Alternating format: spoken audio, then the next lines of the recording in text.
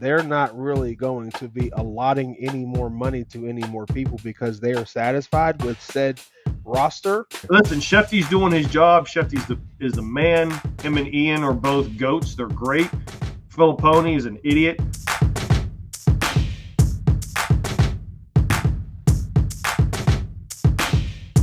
But there's a couple new hold-ins, if you will, that the media, I think, is blowing way out of proportion. There ain't nothing else to talk about, They bro. bored, man. Because I was up there on Sunday, the previous Sunday, and I was up. These dudes are practicing. They're doing their thing, and these are guys, like Tomlin would say, they don't need much of a ramp to get off, if you will, right? Yeah, yeah. And Cam Heyward and Chris Boswell. My understanding is, and I think this is they've had conversations. I think this is more of they know something's going to get done in the sense of a reworked contract, an extension for a reworked contract for Cam, and an extension, maybe reworked for Boswell. Because, well, listen, they're both long in the field. I mean, kickers don't work out in camp anyway, right? They do their own thing. Yeah. What the hell's Cam got to do? Cam's just going to get himself warmed up. He doesn't have to practice a whole lot. I'm going to tell you right now, he was still doing some individual drills, right? Yeah. He's doing his thing to get ready. Is this just another, I kind of know the answer, but I want your thoughts. Another media ain't got shit to do. They want to come out here that these are hold-ins, these are going to be contract disputes, whole bunch of shenanigans. The Steelers going to do right by these two guys and give them a lot of front-loaded cash for 2025 because they have room to give them new cash for 2025, and then we'll see what happens in the future. What was the character's name? I wish AJ was on here right now.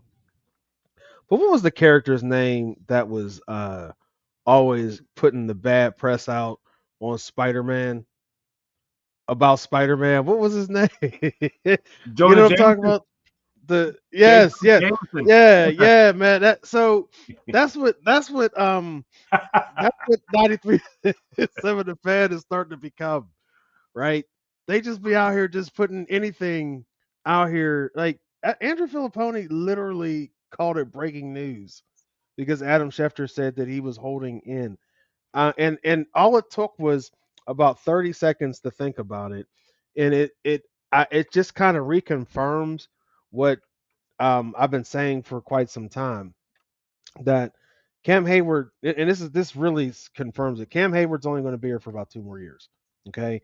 And Cam Heyward doesn't have any guaranteed money left in his contract. It's all salary based right now. So Cam Heyward wants to get his last bit of guaranteed money, and I guarantee you that he wants it front loaded in year 1. Why do I think that? Because they're all in for the Super Bowl, and I promise you, if they win the Super Bowl in 2025, he will retire. 100%. And I'm telling you, that's the only reason why. They're just working on the language. I promise you, that's what's happening. 100%. And I have no inside information whatsoever. It's just common sense. That's all it is. It's nothing more. By the way, I've seen a couple interviews that Cam has done with people from NFL Network and ESPN. He doesn't seem disgruntled at all. At all. Like, I mean, what are we? What are we doing? What are we doing? By the way, you said story. By the way, you said it took you like 30 seconds when Pony posted that. You started reading it. It took me 0.3 seconds. The fact that Pony posted it, and I'm good. Like, I don't trust anything that dude said. Well, it only took me 30 seconds because he was quoting Adam Schefter. So that's what I was like. All right, well, and then I thought about it. I was like, all right, well, that it sounds like that. And here's the other part that that if you really, I'm gonna take you down a little rabbit hole here. If you really think about it, if Cam knows that they're not really going to be allotting any more money to any more people because they are satisfied with said roster, they just put Andrus Peat on the books today. If they're satisfied with the WR2, or they know they're not going to put a lot of money into the WR2 that we the fans think that they might do, if they're satisfied with running with Calvin Austin, which, by the way, quiet as kept, check their 40 times in the combine, and they're quietly one of the fastest tandems in the NFL, just like that. I'm just going to throw that out there, by the way. I just wanted to, make that known. But what that tells me is that if he knows that there might be a little bit more money in that piggy, then he can really strike and say, hey, if you got some stuff left over, give me, hey, I'm your man. You know what I mean? Hey, I'll hold in. We don't have to make it a big deal. It's not a big deal. Let's just get the language right. I'm gonna still keep working out, and that'll be that. And so what that tells me is that I think that they are very, very, very confident in what they're seeing with their roster.